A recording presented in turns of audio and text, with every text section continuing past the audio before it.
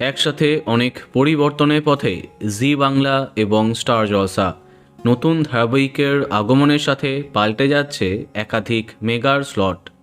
অনেকে আবার শেষও হয়ে যাচ্ছে, কিন্তু এবার চর্চায় ভোলে বাবা পার কারেগা। কদিন আগেই চ্যানেল জানিয়ে দেয় আগামী 18ই ফেব্রুয়ারি থেকে বিকেল 5:30টাতে আসছে নতুন মেগা, শুধু তোমারই জন্য। কিন্তু ওই সময় থাকা ভোলে বাবা পার কারেগার কী হবে? তাহলে কি এটা বন্ধ হচ্ছে?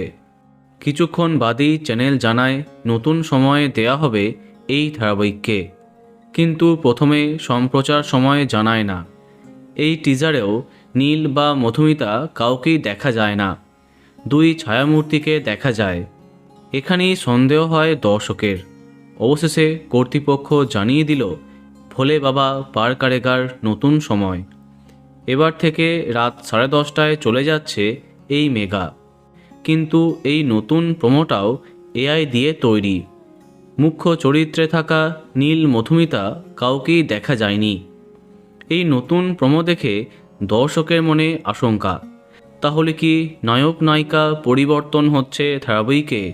এই পোস্টের কমেন্টে একজন লিখেছেন, প্লিজ নীল মধুমিতাই যেন থাকে, গল্প বদলাক, সমস্যা নেই।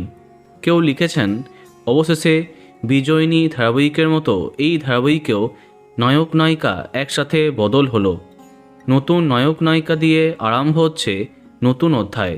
কিন্তু এই বক্তব্য কতটা সত্যি তা জানা যায়নি নীল মধুমিতা বদল হচ্ছে কিনা। এখনও এমন পরিবর্তনের কোনো আপডেট কারো কাছেই নেই। সম্ভবত এমন কিছু হচ্ছে না। এবার দেখা যাক কি হয়। তো বন্ধুরা, এ বিষয়ে তোমার কি মন্তব্য কমেন্টে জানাতে পারো। আর এই রকমই আরও অনেক ভিডিও পেতে সাবস্ক্রাইব কারেন্ট বস। ধন্যবাদ।